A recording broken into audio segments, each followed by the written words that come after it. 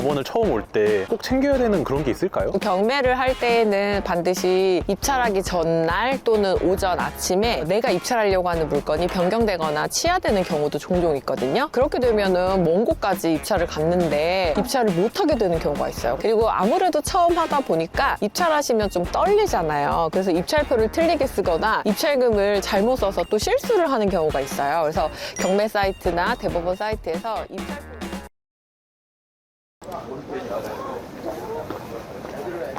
오늘 제가 드디어 법원에서 조사를 받게 되었습니다.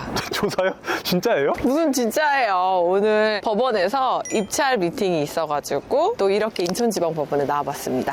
그 입찰 미팅은 어떤 거예요? 저희 수강생분들 중에서 처음으로 경매를 하시다 보니 법원에 와가지고 입찰표를 작성하고 이런 게 다 낯서신 분들인 거예요. 그래서 한번 같이 와보면 좀 낯선 것도 덜하고 좀 의미가 있지 않을까라는 생각이 들어서 이런 시간을 좀 만들어 봤습니다. 아니 당자님, 근데 그냥 줌으로 알려주시면 되는 거 아니에요? 왜 멀리 이렇게 인천까지 직접 오셔서 알려주시는 거예요? PD님 살면서 법원 와본 적 있어요? 아니요, 저도 오늘 처음 와서 신기해서 좀 둘러봤는데. 근데 우리 다 진짜 처음이잖아요, 법원이. 얼마나 낯설어요, 무서워요, 혼자 오려고 그러면. 근데 누군가 같이 와보고 그리고 동기들이랑 같이 와보면 아무래도 좀 도움이 되지 않을까 싶어서 제가 이런 시간을 만들어 봤고, 제가 뭐 한가하고 절대로 시간이 나만 돌아서 이런 걸 하는 건 아니고 그래도 꼭 좀 도움이 됐으면 좋겠다라는 생각이 들어서 이런 시간을 좀 만들어 봤습니다. 그럼 오늘 여기 오신 수강생분들은 어떤 거를 배우시고 가신 거예요? 입찰표 작성하는 거, 그리고 법원에서 어떤 식으로 개찰되고 경매 진행 상황이 어떤 식으로 흘러가는지 이런 것들을 좀 전체적으로 보고 가실 것 같아요. 네, 그럼 한번 가보실까요? 당근. 네, 안녕하세요. 그러면은 우리 이렇게 이제 만난 것도 인연이니까 짧고 간단한 자기소개 부탁드립니다. 저 끝에 모자 쓰신 분부터 해볼까요?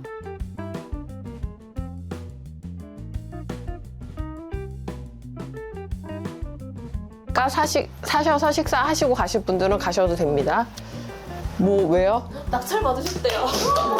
그래요? 축하해요. 지금 눈물이 보이고 이렇게 그래서 이제 한번 법원으로 가보시도록 하겠습니다. 네.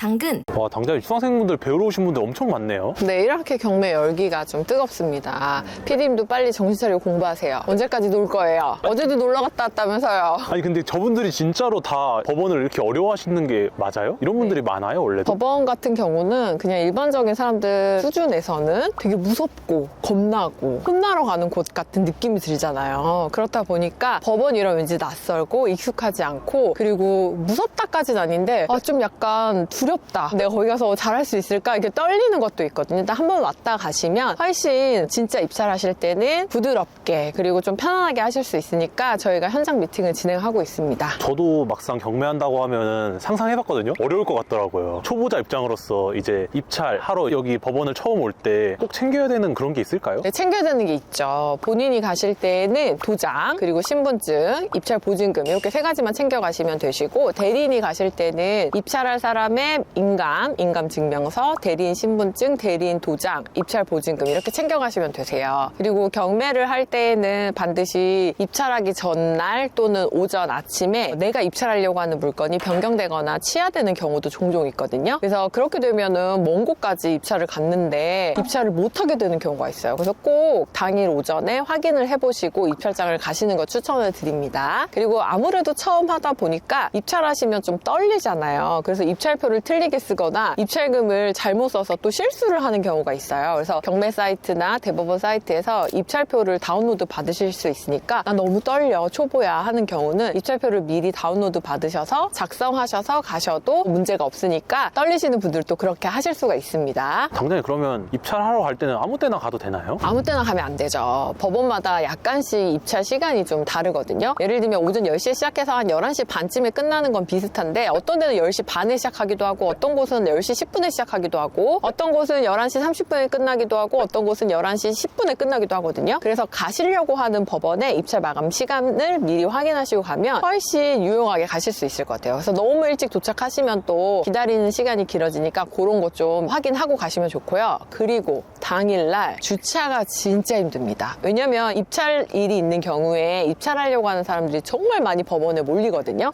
어떻게 큰일 났다 오늘. 왜요? 안 그래도 오늘 아파트 20개 넘게 입찰하거든요. 요거 지금 다 입찰하러 온 사람이에요. 제가 아까 그랬잖아요. 제 거 아파트 하나에만 30명 넘게 들어올 거라고. 그런 게 20개가 넘으니까 얼마나 많겠어요. 그래서 진짜 무슨 고속도로 막히듯이 차가 줄을 서 있는 경우가 많아요. 그래서 미리 주차를 하실 거면은 일찍 도착하시고요. 나는 주차가 좀 힘들 것 같다. 나는 주차까지 하면 빠듯할 것 같다 하시면 아예 대중교통을 이용하는 것도 추천드리고, 법원 안에 주차가 어려울 수 있으니까 인근에 있는 주차장에다가 주차하고 갈 만한 곳도 미리 조사하시면 좀 도움이 되실 것 같습니다. 그럼 제가 초보 때 차를 버리고 입찰장까지 뛰어갔던 경험이 있는데 그런 경험은 안 하셨으면 좋겠습니다. 당근, 아까 입찰 보증금을 챙겨 와야 된다 하셨잖아요. 네. 카드도 돼요? 카드가 되면 얼마나 좋겠어요. 카드 할부 24개월로 하고 싶네요. 그런데 카드는 안 됩니다. 반드시 현금 또는 수표만 받거든요. 그래서 꼭 은행에서 전날 보증금을 뽑으셔서 준비하는 과정이 필요합니다. 그러면 내가 입찰을 했다. 그럼 그 다음에 꼭 챙겨야 되는 것도 있을까요? 만약에 폐차됐을 경우에 돈을 돌려받으셔야 되잖아요. 그래서 입찰자용 수취증을 주거든요. 우리가 입찰표를 제출할 때 그거랑 신분증을 꼭 가지고 있다가 떨어지는 경우에 보증금을 그 자리에서 바로 돌려받으실 수 있게끔 두 가지를 준비하고 계시면 떨어지더라도 돈을 돌려받으실 수 있으니까 그것도 꼭 기억하셨으면 좋겠습니다. 그리고 낙찰을 받으시든 낙찰을 못 받으시든 법원에 가시면 대출 상담을 중개해 주시는 이 상담사분들이 명함을 뿌려주시거든요. 간 김에 명함 많이 받아오시면 나중에 또는 요번에 낙찰 받으실 물건 대출 받으실 때 활용할 수 있으니까 요 명함도 꼭 챙기시는 거 잊지 말고 하셨으면 좋겠습니다. 당장에 근데 낙찰받기는 쉽지는 않잖아요. 보통 폐찰이 많을 것 같은데 그럴 때 약간 극복해내는 멘탈 팁 같은 게 있을까요? 근데 생각보다 그렇게 낙찰이 어렵진 않습니다. 다만 이제 떨어지는 경험도 필요하다라고 말씀을 드려요. 왜 그러냐면 너무 한 번에 낙찰을 받으면 "헉, 내가 뭐 실수한 거 아니야? 내가 뭐 잘못한 거 아니야?" 막 무서워하시고 두려워하시거든요. 그래서 이제 몇 번에 떨어지는 경험을 통해서 입찰가가 낙찰가가 되는 경험을 해보시면 조금 더 성장하신 다음에 낙찰을 받으시면 좀 부드럽게 진행을 하실 수가 있더라고요. 그래서 떨어지는 경험도 충분히 필요하니까 너무 속상해하지 마시고요. 그리고 저는 입찰 여행이라고 표현하거든요. 물론 이제 집 근처에 있는 곳을 입찰하셨을 때에는 여행까지는 아니지만 그래도 부산이나 아니면 여수나 좀 내려가셔서 입찰하시는 경우에는 내려가신 김에 여행 왔다 생각하시고 난 돈 벌러 온 여행 온 거야. 돈 쓰는 여행 아니야 라고 생각하시고 맛있는 것도 사서 드시고 사진도 찍고 올라오시면 입찰이 좀 더 기대되고 경매 단타하는 게 행복해지시지 않을까 생각해 봅니다. 많이 힘들다고 생각을 하시고 이거 내가 과연 할 수 있을까 하셨던 분들도 뭐 2달, 3개월 안에 2, 3천만 원씩 매도 차익을 만드시거든요. 그래서 경매에서 특히 아파트 같은 경우는 진짜 쉬운 물건 종류니까 여러분들도 너무 항상 고민만 하고 걱정만 하지 마시고 경매는 나만의 돈 벌 수 있는 도구를 하나 만드는 거다라는 생각으로 과감하게 도전하셔서 공부해 보셨으면 좋겠습니다. 관심 있으신 분들은 고정 댓글을 확인해주세요.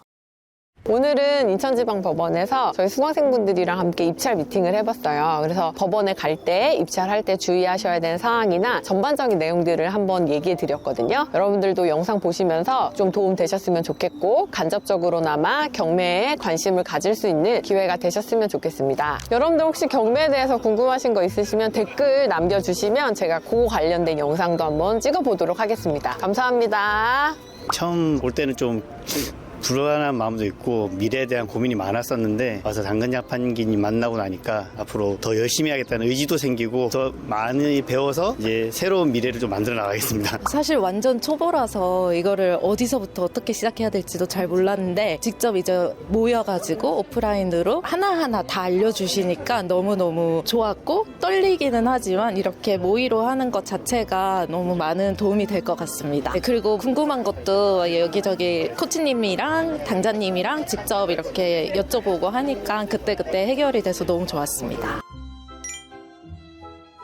너무 낙찰을 받기 전까지는 낙찰을 받고 싶어 하시고 낙찰을 받은 다음에는 더 싸게 살 걸 후회하시고 그렇게 해서 명도 다 하고 내놓은 다음에는 왜 안 팔려? 빨리 팔렸으면 좋겠어. 이게 사람의 마음이 어쩔 수가 없나 봐요. 흔들리지 않는 마인드로 꼭 낙찰을 받고 수익을 내겠다라는 생각으로 입찰을 하셨으면 좋겠고요. 또 너무 오버슈팅 하시지 않고 적절한 시세 조사를 통해서 적당한 금액을 잘 쓰셔서 수익을 남기는 구간에서 입찰하셨으면 좋겠습니다. 그리고 입찰까지 잘 하시고 매도까지 하신 다음에 꼭 이제 됐다 하고 끝내지 마시고 두 번째, 세 번째, 네 번째 물건으로 넘어가셔서 수익을 계속 만드셨으면 좋겠습니다. 감사합니다.